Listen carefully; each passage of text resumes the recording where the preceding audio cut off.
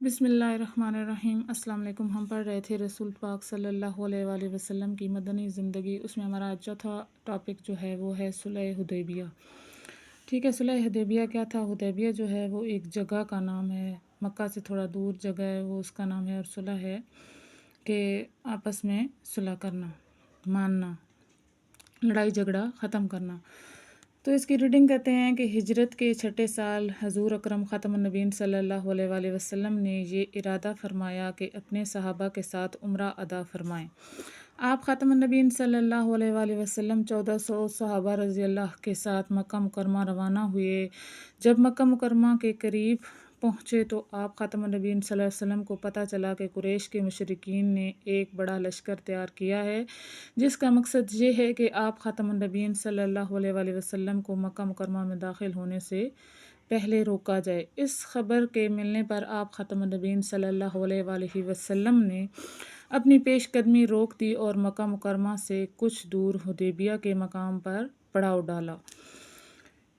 واقعہ کیا ہوا کہ حدیبیہ کے مقام پر نبی کریم خاتم النبیین صلی اللہ علیہ وآلہ وسلم نے واقعہ یہ ہوا کہ حدیبیہ کے مقام پر نبی کریم صلی اللہ علیہ وآلہ وسلم نے حضرت عثمان رضی اللہ کو اپنا سفیر بنا کر مکہ مکرمہ بھیجا تاکہ وہ وہاں کے سرداروں کو بتائیں کہ ہم کسی جنگ کے ارادے سے نہیں، ہم صرف عمرہ کرنا چاہتے ہیں اور عمرہ کر کے پرامن طور پر واپس چلے جائیں گے۔ حضرت عثمان رضی اللہ مکہ مکرمہ گئے تو ان کے جانے کے بعد یہ افواہ پھیل گئی کہ مکہ مکرمہ کے کافروں نے انہیں شہید کر دیا ہے۔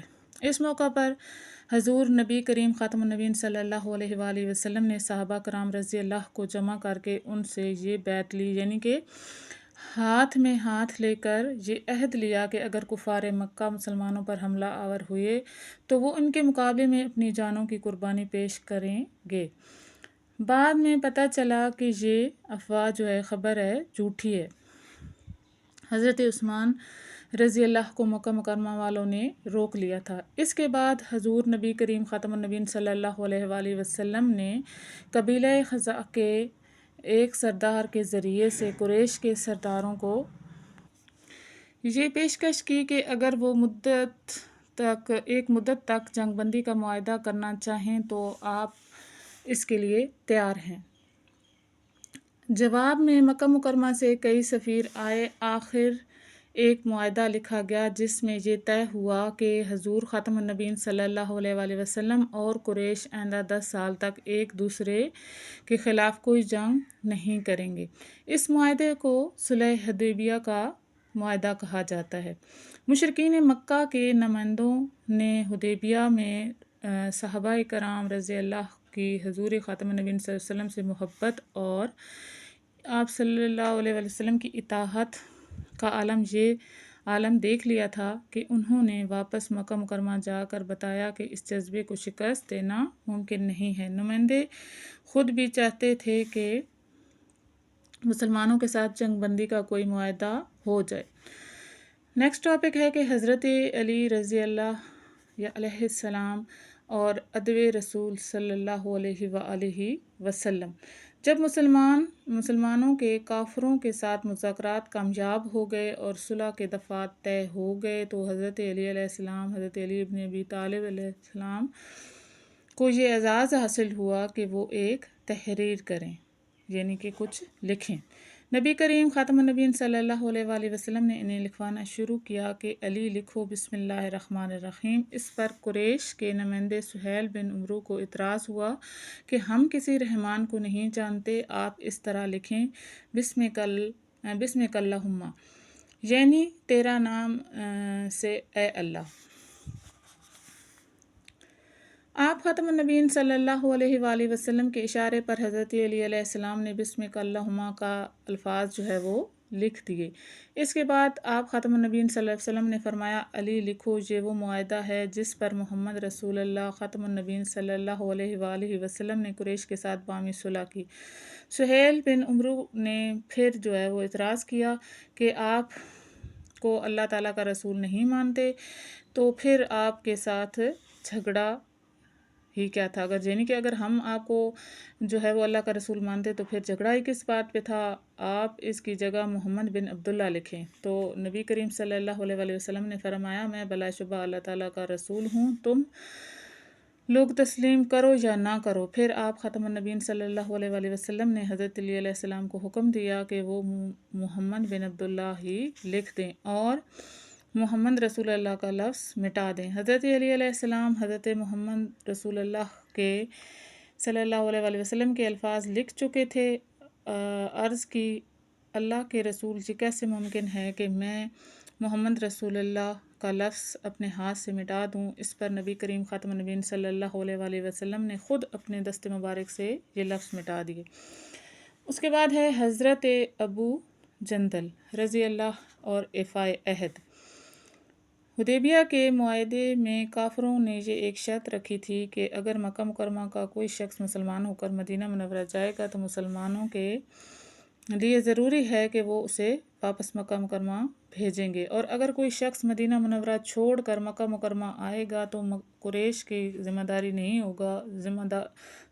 ہوگا کہ وہ اسے واپس بھیجیں، مدینہ منورہ بھیجیں۔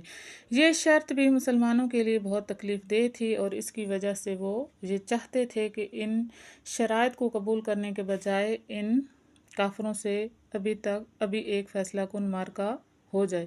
ابھی یہ معاہدہ لکھا جا رہا تھا کہ سہیل بن عمرو کے اپنے بیٹے حضرت ابو جندل رضی اللہ جو مسلمان ہو چکے تھے کسی طرح قریش کی قید سے نکل کر نبی کریم خاتم النبیین صلی اللہ علیہ وسلم کے پاس پہنچ گئے۔ سہیل نے انہیں دیکھ کر کہا کہ یہ پہلا شخص ہے جسے مسلمان واپس کرنے کے پابند ہوں گے۔ آپ خاتم النبیین صلی اللہ علیہ وسلم نے فرمایا کہ ابھی تو معاہدے پر دستخط بھی نہیں ہوئے۔ سہیل نے کہا کہ اگر اسے واپس نہ کیا گیا تو میں معاہدے کیے بغیر واپس چلا جاؤں گا۔ نبی کریم خاتم النبیین صلی اللہ علیہ وآلہ وسلم ہر حالت میں یہ معاہدہ کرنا چاہتے تھے، اس لیے آپ خاتم النبیین صلی اللہ علیہ وسلم نے حضرت جندل رضی اللہ سے فرمایا دیکھو اللہ تعالیٰ تمہارے لیے کوئی اور راستہ نکال دے گا، صبر کرو اور اس آزمائش کو باعث اجر و ثواب سمجھو۔ ہم نے قریش سے معاہدہ کر لیا ہے، اب ہم اپنے وعدے کو توڑ نہیں سکتے۔ حضرت ام سلمہ رضی اللہ کا روشن کردار کیا تھا کہ کافروں نے صلح کی یہ شرط بھی رکھی تھی کہ اس وقت مسلمان واپس مدینہ منورہ چلے جائیں اور اگلے سال آ کر عمرہ ادا کریں۔ تمام صحابہ رضی اللہ عمرے کے لیے احرام باندھ کر آئے تھے اور وہ کافروں کے طرز عمل سے بہت غم و غصے کی حالت میں تھے، لیکن اللہ تعالیٰ کو یہ منظور تھا کہ اسی صلح کے نتیجے میں آخرکار قریش کا اقتدار ختم ہوا، اس لیے اللہ تعالیٰ کے حکم سے رسول اللہ خاتم النبیین صلی اللہ علیہ وآلہ وسلم نے یہ شرائط منظور کر لیں۔ معاہدے کی دستاویز طے ہونے کے بعد آپ خاتم النبیین صلی اللہ علیہ وآلہ وسلم نے صحابہ کرام رضی اللہ کو 3 بار حکم دیا کہ وہ اپنے اپنے جانور ذبح کر دیں اور اپنے بال منڈوا لیں۔ عمرہ ادا کیے بغیر جو ہے وہ واپس جانا مسلمانوں کے لیے بڑا صدمہ تھا۔ نبی کریم خاتم النبیین صلی اللہ علیہ وآلہ وسلم اپنے خیمے میں تشریف لائے، اپنی اہلیہ حضرت ام سلمہ رضی اللہ سے اپنی پریشانی کا ذکر فرمایا تو اس عظیم اور دانش مند خاتون نے آپ خاتم النبیین صلی اللہ علیہ وآلہ وسلم کو مشورہ دیا کہ آپ کسی سے کچھ نہ کہیں، بس اتنا کریں کہ اپنا جانور ذبح کر دیں اور کسی بلند جگہ بیٹھ کر حجام کو بلا کر اپنا سر منڈوا لیں۔ حضور اکرم خاتم النبیین صلی اللہ علیہ وآلہ وسلم باہر تشریف لائے، اپنا جانور ذبح کیا، حجام سے اپنا سر منڈوایا تو لوگوں نے بھی آپ صلی اللہ علیہ وآلہ وسلم کی پیروی میں اپنے جانور ذبح کرنا اور بال منڈوانا شروع کر دیے۔ صحابہ کرام رضی اللہ جہاد کے جذبے سے سرشار سے اور موت پر بیعت کر چکے تھے، لیکن حضور اکرم خاتم النبیین صلی اللہ علیہ وآلہ وسلم کے حکم کے آگے انہوں نے سر جھکا دیا اور صلح پر راضی ہو کر واپس مدینہ منورہ چلے گئے اور اگلے سال عمرہ ادا کیا۔ نتائج کیا ہوئے صلح حدیبیہ کے کہ اس صلح کے کچھ عرصے بعد ایک واقعہ ہوا کہ ایک صاحب جن کا نام ابو بصیر رضی اللہ تھا مسلمان ہو کر مدینہ منورہ آئے۔ رسول اللہ خاتم النبیین صلی اللہ علیہ وآلہ وسلم نے معاہدے کے مطابق انہیں واپس بھیج دیا۔ انہوں نے مکہ مکرمہ جانے کے بجائے ایک درمیانی جگہ پڑاؤ ڈال کر قریش کے خلاف چھاپہ مار جنگ شروع کر دی، کیونکہ وہ صلح حدیبیہ کے معاہدے کے پابند نہیں تھے۔ وہاں ان کے ساتھ اور بھی چند لوگ مل گئے تھے۔ اس چھاپہ مار جنگ سے قریش اتنے پریشان ہوئے کہ خود انہوں نے آپ خاتم النبیین صلی اللہ علیہ وآلہ وسلم سے درخواست کی کہ اب ہم وہ شرائط واپس لیتے ہیں جس کی روح سے مکہ مکرمہ کے مسلمانوں کو واپس بھیجنا ضروری قرار دیا گیا تھا۔ قریش نے کہا کہ اب جو بھی کوئی مسلمان ہو کر آئے تو آپ خاتم النبیین صلی اللہ علیہ وآلہ وسلم اسے مدینہ منورہ ہی رکھیں۔ حضرت ابو بصیرہ رضی اللہ اور ان کے ساتھیوں کو اپنے پاس بلایا، چنانچہ آپ خاتم النبیین صلی اللہ علیہ وسلم نے انہیں مدینہ منورہ بلا لیا۔ اس کے بعد یہ ہوا کہ قریش کے کافروں نے 2 سال کے اندر اندر حدیبیہ کے معاہدے کی خلاف ورزی کی اور رسول اللہ خاتم النبیین صلی اللہ علیہ وآلہ وسلم نے انہیں پیغام بھیجا کہ یا تو وہ اس کی تلافی کریں یا معاہدہ ختم کر دیں۔ قریش نے اس وقت غرور میں آ کر کوئی بات نہ مانی، جس کی وجہ سے حضور خاتم النبیین صلی اللہ علیہ وسلم نے ان کو پیغام بھیج دیا کہ اب ہمارا آپ کا معاہدہ ختم ہو گیا ہے۔ اس کے بعد آپ خاتم النبیین صلی اللہ علیہ وآلہ وسلم نے ہجرت کے 8ویں سال 10,000 صحابہ کرام رضی اللہ کے ساتھ مکہ مکرمہ کی طرف پیش قدمی فرمائی، اور کسی خون ریزی کے بعد مکہ مکرمہ جو ہے وہ بغیر مکہ مکرمہ فتح کیا گیا۔ صلح حدیبیہ کے واقعے کے بعد قرآن مجید کی سورہ فتح نازل ہوئی، جس میں صلح حدیبیہ کا ذکر آیا ہے اور فتح مکہ کی بشارت دی گئی ہے اور اسے فتح مبین یعنی کہ کھلی اور واضح کامیابی قرار دیا گیا ہے۔ 2 سال بعد یہ بشارت سچ ثابت ہوئی اور اللہ تعالیٰ نے مسلمانوں کو فتح مکہ کی صورت میں عظیم کامیابی عطا فرمائی، جس کی ظاہری سبب جو ہے وہ صلح حدیبیہ کا واقعہ تھا۔ صلح حدیبیہ کے بعد عرب کے لوگ بہت تیزی کے ساتھ مسلمان ہونا شروع ہو گئے تھے۔ اس واقعے میں نبی کریم خاتم النبیین صلی اللہ علیہ وآلہ وسلم کے ساتھ آنے والے جانصاروں کی تعداد جو تھی وہ 1400 تھی، جبکہ 2 سال بعد مکہ مکرمہ کو فتح کرنے کے لیے آنے والے لشکر کی تعداد جو تھی وہ 10,000 کے لگ بھگ تھی۔ گویا ایک مختصر سے عرصے میں بہت سے لوگوں نے اسلام قبول کیا۔ اس کی سب سے جو بڑی وجہ یہ تھی کہ اسلامی دعوت کو امن کا ماحول میسر آیا اور اس نے تیزی سے ترقی کی۔ صلح حدیبیہ یا حدیبیہ کا معاہدہ جو تھا وہ اسلامی تاریخ کا اہم واقعہ میں سے ہے۔ اس معاہدے کے نتیجے میں مسلمانوں کو پہلی بار صحیح معنی میں امن میسر آیا اور اسلام کے دعوت کو پھیلنے پھولنے کا موقع ملا۔ نیکسٹ مشق ہے۔ مشق میں سب سے پہلا سوال ہے کہ درست جواب کی نشاندہی کیجیے۔ صلح حدیبیہ کا واقعہ پیش آیا تھا ہجرت کے 6 سال، اور صلح حدیبیہ کے موقع پر صحابہ کرام رضی اللہ کی تعداد تھی 1400۔ حدیبیہ کے مقام پر رسول خاتم النبیین صلی اللہ علیہ وآلہ وسلم نے اپنا سفیر بنا کر مکہ مکرمہ روانہ کیا تھا۔ حضرت عثمان رضی اللہ کو حدیبیہ کے معاہدے کی مدت طے ہوئی تھی 10 سال کے لیے، اور فتح مکہ کے موقع پر صحابہ کرام رضی اللہ کی تعداد تھی 10,000۔ مختصر جواب دیجیے کہ پہلا سوال ہے صلح حدیبیہ سے پہلے مسلمان جو تھے مکہ مکرمہ کی طرف روانہ صلح حدیبیہ سے پہلے مسلمان مکہ مکرمہ کی طرف کیوں روانہ ہوئے تھے؟ تو صلح حدیبیہ سے پہلے مسلمان مکہ مکرمہ عمرہ ادا کرنے کی نیت سے روانہ ہوئے تھے۔ اس کا جواب آپ لکھیں گے۔